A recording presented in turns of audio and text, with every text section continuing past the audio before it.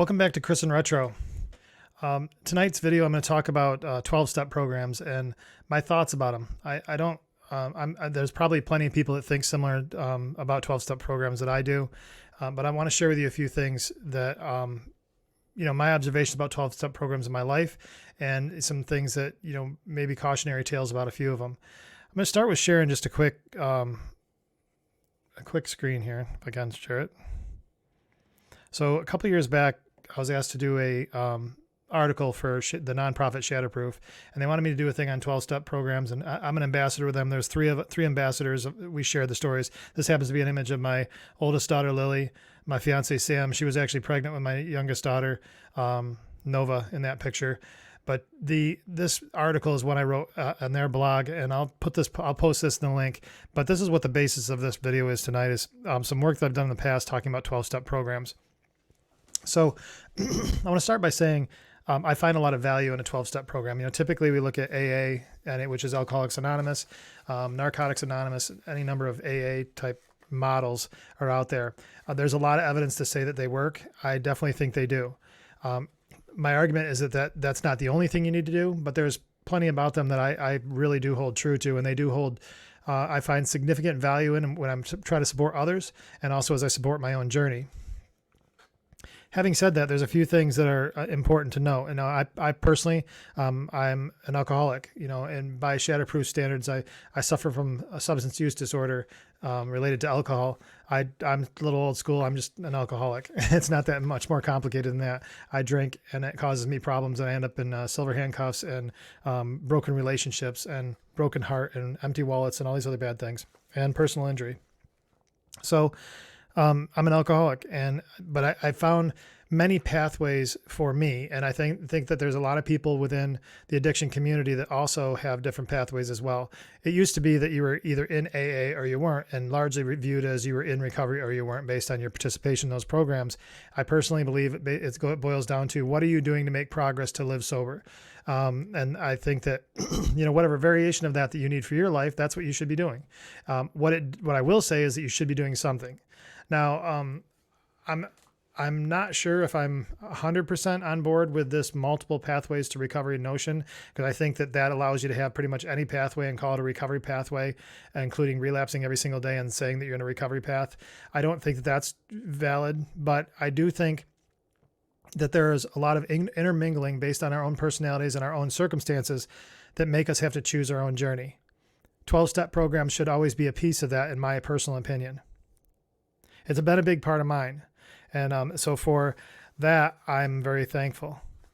Now, what I can say is, if you've ever been around an AA meeting or any NA meeting, or if you've ever been around somebody that is struggling from alcoholism, you'll hear them say, I need a meeting. Especially early on, somebody will say, I need a meeting. And for me, I never really needed a meeting. I wanted to go to a meeting, and I wanted to go to be around a fellowship of people that understood where I was at. But I never really needed that to be my existence, because I felt like that needing the meeting was basically another form of dependency. And for me, I just never really wanted that. I wanted to grow and prosper and do better as I put my substance use behind me. Never really been that guy. It really wasn't my thing. I just don't, the meetings, I find benefit in them, but they've never really been like the core of my existence and my recovery. I found that work was more important for me, not work on the job, but working towards helping other people and things like that, things like this show. I can tell you, though, there's some things that stick with me all the time. And even in the recent season that I've talked to you about, where I'm coming out of struggle, whether you're coming out of an addiction struggle or any struggle, I find these three things to be very important elements of any journey that's trying to get better.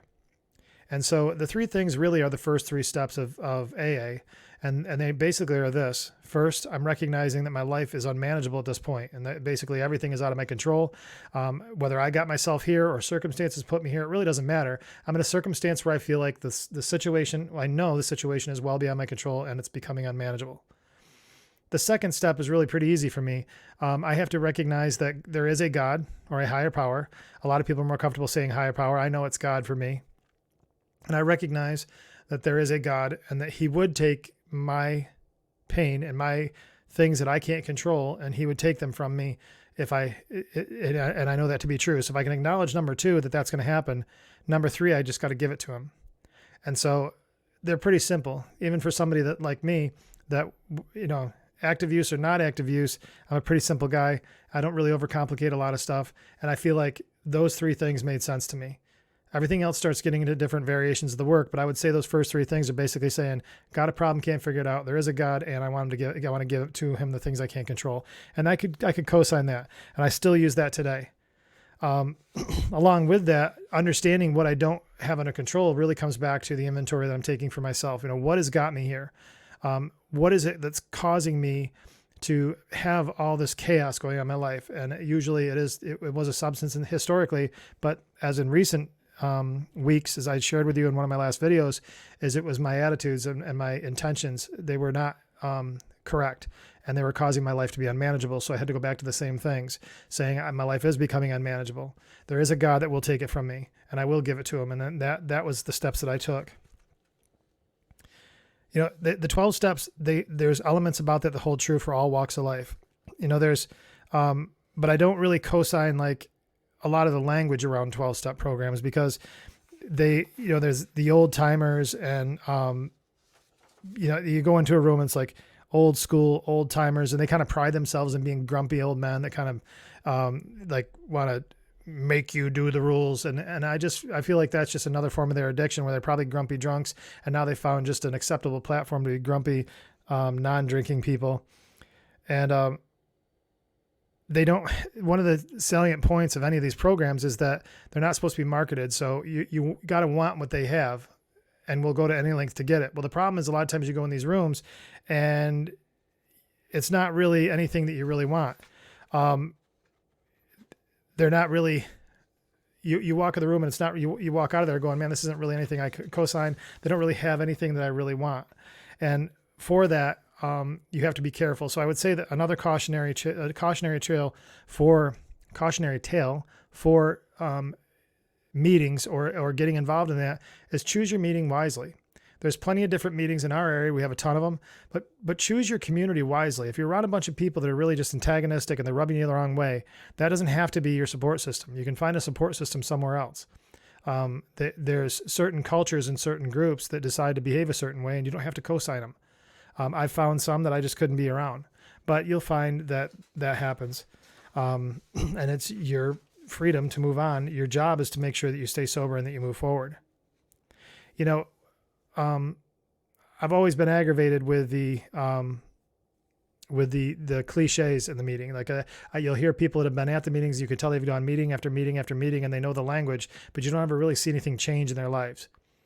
So for me, when I'm choosing my community and who I want to be around, I want people that are driven. They want progress. They want to get better, but they want to do it based on things that I can understand. We're both trying to figure this thing out. But I guess the biggest thing about a 12-step program that you really got to be cautioned with, and this is something I don't agree with at all, is that if our recovery journey is a journey. It's a total lifetime of a journey. And I think anybody in addiction would agree with that our addiction journey and our recovery journey is a lifetime event. It's not a season. It's not anything. This is our life. And that's a lot that's been cast to us. There's ups and downs all the way through that. And there's personality mistakes that we'll make, and there's attitude mistakes that we'll make all along. But those are perfectly acceptable. You can have those and nobody says, okay, you lost your sober date. My sober date's September 11th, 2017. I don't lose that every time I get mad at somebody. I don't lose that every time I am a troublemaker. I don't lose my sober date because of those things, but yet those are very much tied to my addiction. However, what most of the 12-step groups will do is if you have a drink, or if you have a slip up because of, let's say, a traumatic event or some kind of a triggering thing that reminded you of some stuff that happened in the past, or a bad breakup, or financial problems or whatever else. But if you have a reason, if you drink any given day in the trajectory of your life, you're back at zero. You're right back starting all over again, and you got to get a 24-hour chip. And to me, that denotes failure. For somebody that made a decision to relapse in the first place, made a decision to drink in the first place, or use in the first place, that tells me they're not in the grace to place anyway. So why on earth would a mindset be that every single thing that you've done for years before that event is now gone because you had a moment where you were doing what you do most naturally. You're an alcoholic. I personally just don't co-sign that message, and I believe that the recovery journey is truly a journey. And if you have a thing where you fall, your job is to get back up as quickly as possible, brush yourself up, and understand what got you there so you don't go back. It's not a total collapse. It's just part of the season, and you've been tested and failed that test, so now pass it the next time. Get new tools in your toolbox. Go back over the hill and do it well. But it's not a total failure, and you're not back at 24 hours. You're on your journey, the lifetime of your journey. And if you're back on your feet again, you're back on your feet again. I don't believe in the failure part of it. It can't be a complete reboot every single time you make a mistake, because otherwise I would think that you'd be disheartened. I know I would. So for me, I think it's beneficial. I think it's in your best interest to stay clean and sober for the rest of your life. But there could be an opportunity where something happens where you trip up. And if you trip up, it's not zero. And it's not a wash of all the good things you've done. It's not a wash of every single thing you've done. It's not a wash of every day of your sobriety. It just means that you messed up, and you got to get back up quick and get back on your feet before it does become a collapse. When it becomes a collapse, then you are starting all over again. But if it's a moment, I just don't see it. Here's the funny part about it. This is not funny. I'm going to share with you guys a personal story that is kind of the irony of it all.